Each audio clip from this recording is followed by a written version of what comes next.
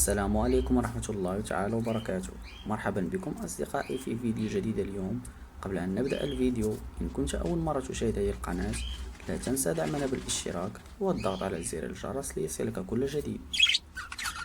إذا أصدقائي، في فيديو اليوم سأعرفكم على بعض الطيور التي أمتلك في أقفاسي. كما ترون لدي هذا الزوج.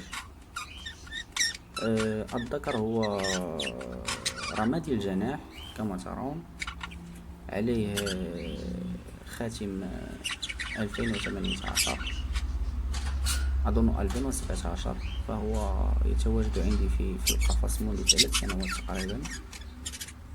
والأنثى ذات الخاتم 2019 فهي مزدادة عندي، وسبق أن أعطتني عش واحد في 5 فراخ.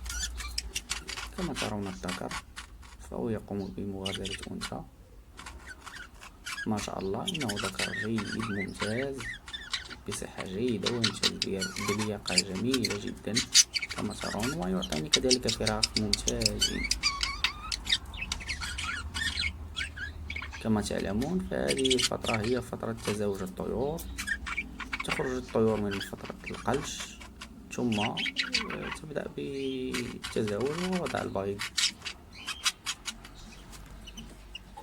كذلك لدي هنا طيور الكوكتيل، ومن لم يعرف طيور الكوكتيل المسماة باللغة الفرنسية بالكالوبسيت، فنحن هنا في المغرب نقول لها الكالوبسيت.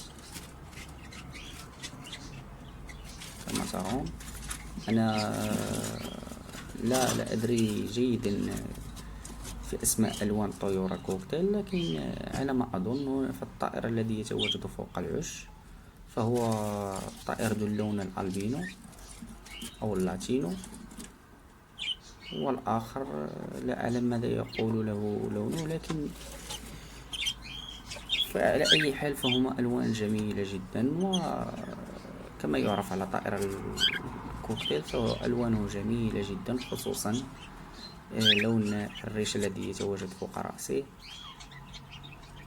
فللإضافة فقط فهما ذكرين.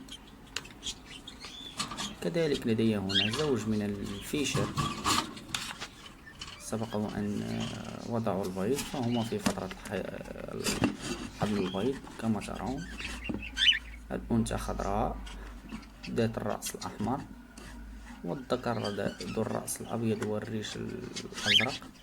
أظن أنه أوبالين، طفرة الأوبالين في طيور الفيشر.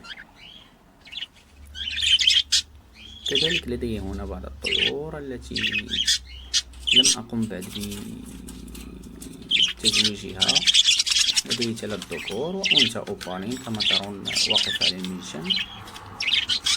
كذلك لدي ذلك الذكر الأوبالين على الأسلاك، ذكر أوبالين يلوبيس. ولدي هذا الطائر الأخضر العادي، وكذلك هناك طائر الكريس. الكل يعرف طائر الكريس أو الهوكو، كذلك هو لونه عادي أخضر كما يعلم الجميع، فهو اللون الأصلي لطائر الباجي، اللون الأخضر العادي. سأقوم بجلب بعض الإناث من أجل هذه الذكور، فأنا أتوفر حاليا على أنثى واحدة فقط. يلزمني أنثيين. كما ترون فهما في صحة جيدة. سأقوم إن شاء الله بفيديو خاص على صحة الطيور وكيفية العناية بهم. سأعطيكم الكثير من المعلومات أصدقائي. إذن أترككم إلى فيديو قادم أصدقائي، إلى اللقاء، عناكم الله.